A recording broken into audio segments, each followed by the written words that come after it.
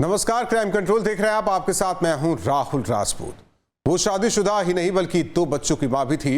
इसके बावजूद इंस्टाग्राम पर उसने एक युवक से दोस्ती की। ये दोस्ती जल्द ही एक अवैध रिश्ते में तब्दील हो गई।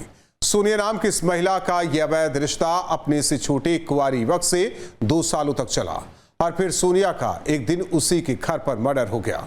गाजियाबाद के साहिबाबाद की रहने वाली सोनिया का कातिल कौन था और क्या शादी के बाद पराए युवक से इश्क लड़ाना उसकी मौत की वजह बन गया? देखिए एक महिला के मर्डर की पुलिस ने कैसे सुलझाई मिस्ट्री। 18 जून 2025 साहिबाबाद गाजियाबाद। बीते 18 जून की रोज दिल्ली से सटे गाजियाबाद में एक महिला के कत्ल की वारदात सामने आती है। साहिबाबाद के मोहन नगर में अपने पति और 2 बच्चों के साथ रहने वाली सोनिया नाम की महिला की लाश उसी के घर पर मिलती है। सूचना पर पुलिस मौके पर पहुंचती है और सोनिया की लाश को पोस्टमार्टम के लिए भिजवाकर इस ब्लाइंड मर्डर की तफ्तीश शुरू करती है। महिला की पोस्टमार्टम रिपोर्ट से खुलासा हुआ है कि सोनिया की मौत गला घुटने से हुई है। सोनिया के गले में निशान भी मिलते हैं। सोनिया की गला दबाकर हत्या की गई थी। पोस्टमार्टम रिपोर्ट से साहिबाबाद पुलिस भी हैरान हो गई है। हैरानी इस बात की कि आखिर घर में अंदर किसने सोनिया की गला दबाकर हत्या कर दी। सोनिया मोहन नगर में 2 बच्चों के साथ किराए के मकान में रह रही थी। सोनिया का पति मजदूरी के लिए गुजरात गया हुआ था। सोनिया की हत्या से 10 दिन पहले ही पति गुजरात के लिए रवाना हुआ था। इसके बाद सोनिया अपने 2 बच्चों के साथ घर में अकेली रह रही थी। सवाल था कि आखिर पति की गैर मौजूदगी में सोनिया की हत्या किसने और क्यों की है। पुलिस सच की तलाश में अपनी जांच के दायरे को आगे बढ़ाती है। सोनिया के मोबाइल फोन की सीडीआर निकाली जाती है, जिससे पता चलता है कि सोनिया एक खास नंबर पर रोजाना बात करती थी। वो नंबर उसके पति का नहीं था। पुलिस उस खास नंबर को ट्रेस करती है। वो नंबर फर्रुखाबाद के रहने वाले किशनपाल का निकला। पहुंचने के बाद उसकी पंचायतनामा भर करके जो पोस्टमार्टम की कार्रवाई कराई गई, तो मृत्यु का कारण गला दबाने का आया है उसमें। फिर उसके बाद तत्काल थाना साहिबाबाद की पुलिस टीम द्वारा सर्विलांस और सीसीटीवी की मदद से एक अभियुक्त प्रकाश में आया था। उस अभियुक्त को जो है साहिबाबाद रेलवे स्टेशन के पास से गिरफ्तार किया गया है और जो अभियुक्त गिरफ्तार है उसका नाम किशनपाल पुत्र राम सिंह है। ये निवासी बेसिकली फर्रुखाबाद का रहने वाला है। अभियुक्त से जब पूछताछ की गई तो पूछताछ में अभियुक्त द्वारा बताया गया कि इसकी जान पहचान मृतिका से लगभग 2 साल पहले इंस्टाग्राम पे हुई थी। इंस्टाग्राम के माध्यम से दोनों एक दूसरे के संपर्क में आए थे। उनकी बातचीत होने लगी और वो इसके घर पे कई बार मिलने भी आता था, इसके संपर्क में था। साहिबाबाद पुलिस उस नंबर की लोकेशन ट्रेस करती है और फिर संदिग्ध युवक किशनपाल को हिरासत में लेकर जब शख्स से पूछताछ की जाती है तो आरोपी के कबूलनामे के साथ ही सोनिया के कत्ल की पूरी सच्चाई सामने आ जाती है। दरअसल किशनपाल कोई और नहीं बल्कि सोनिया का प्रेमी निकलता है।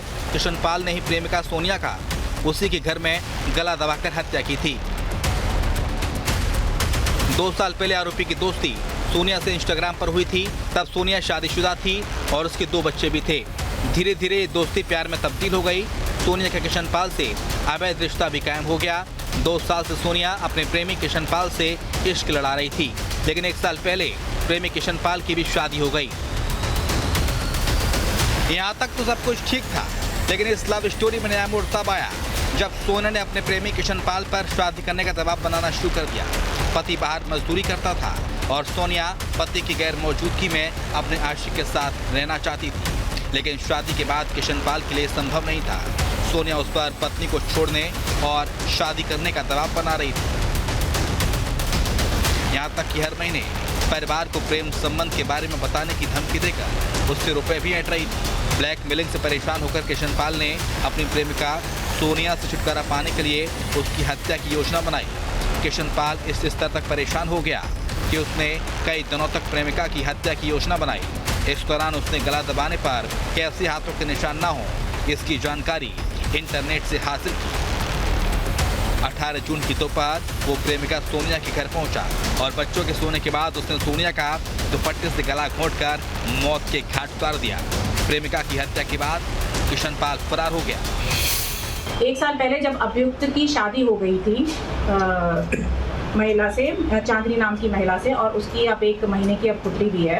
तब ये महिला इसे ब्लैकमेल, बेटे का इसे ब्लैकमेल करना शुरू कर दी थी कि तुम जो है अपने परिवार छोड़ करके मेरे साथ रहो और जो है मतलब अपना परिवार छोड़ दो, इस तरह का ब्लैकमेल करना शुरू हो गई थी। तो ये परेशान होकर के इसके घर पे आया उस दिन 18 तारीख को, और इसने उसे जान से मारने की उससे इसके घर पे रुका रहा, और रुकने के बाद इसने उसका गला दबा करके उसकी हत्या कर दी। हत्या करके वो फरार हो गया था।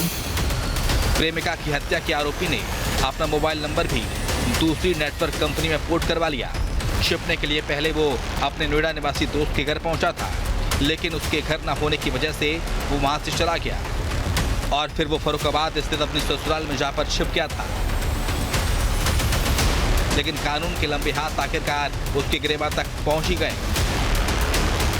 इस तरह से शादीशुदा सोनिया का अवैध रिश्ता ही उसकी हत्या की वजह बन गया।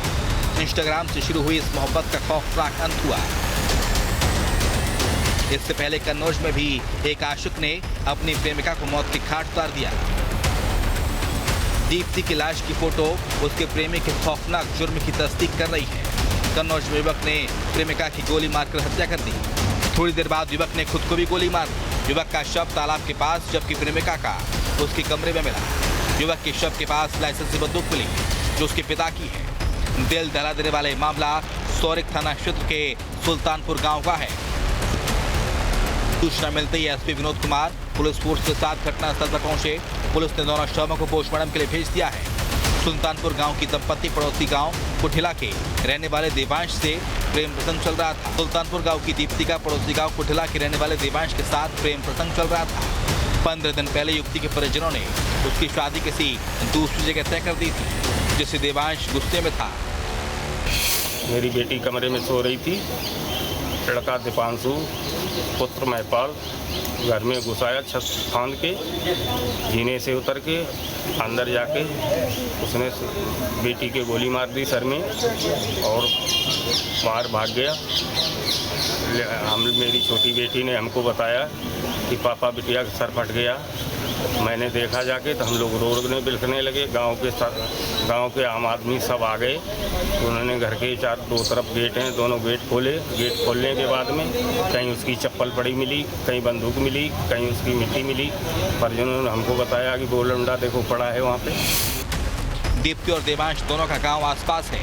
दोनों 3 साल पहले गांव के एक शादी समारोह में मिले थे। धीरे धीरे दोनों में नजदीकियां बढ़ी। दोनों ने एक दूसरे से मोबाइल पर बातचीत शुरू की। इस बात की जानकारी लड़की के घर वालों को लग गई। उन्होंने 15 दिन पहले दीप्ति की शादी चिट्टा गांव के रहने वाले अनिकेश से तय कर दी। शादी तय होने के बाद ही प्रेमी देवांश दीप्ति को परेशान कर रहा था। इसको लेकर एक दिन पहले ही गांव में पंचायत बुलाई गई, जहां देवांश ने माफी मांगते हुए दीप्ति को दोबारा परेशान न करने की बात कही थी। लेकिन उसके बाद उसने दीप्ति को गोली मारकर मौत के घाट उतार दिया। इसके बाद देवांश गांव के पास स्थित तालाब के किनारे पहुंचा और वहां पर खुद को भी गोली मारकर उसने आत्महत्या कर ली।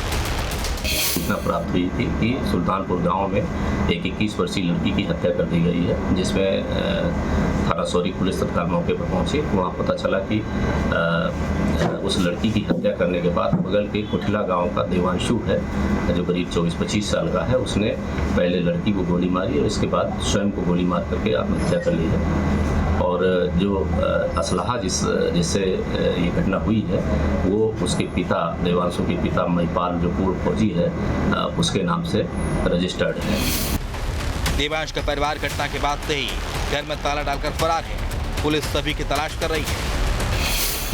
इस लड़के से, उस लड़की से बातचीत होती थी और लड़की की शादी अभी 15 दिन पूर्व ही तय हुई थी और उसमें ये जहाँ पर शादी तय हुई थी वहाँ पर ये उस लड़के को मना कर रहा था। इस संबंध में कल एक पंचायत भी हुई थी जिसमें उसने माफ़ी मांगी थी और इस बात का आश्वासन दिया था कि वो अब बीच में बाधा नहीं बनेगा और ये लड़की की अपनी शादी करे। और इसी आश्वासन के बाद दोनों में बात खत्म हो गई थी, लेकिन ये रात में अचानक जाकर के घटना को घटित किया है। दोनों डेड बॉडीज को पंचायतनामा पोस्टमार्टम के लिए मोर्चरी भेजा गया है। इस तरह से इस लव स्टोरी का खौफनाक अंत हुआ और प्रेमी ने ही अपनी प्रेमिका की जान लेने के बाद खुद भी जान दे दी। क्राइम कंट्रोल के लिए टीम न्यूज़ स्टेट। जहां भक्ति है हर शब्द में, कथाओं में छुपे हैं दिव्य रहस्य और ज्योतिष देता है जीवन को दिशा। धर्म से जुड़ी हर बातों को जानने के लिए हमारे चैनल स्तुति को सब्सक्राइब करें। चैनल पर जाने के लिए इस लिंक पर क्लिक करें।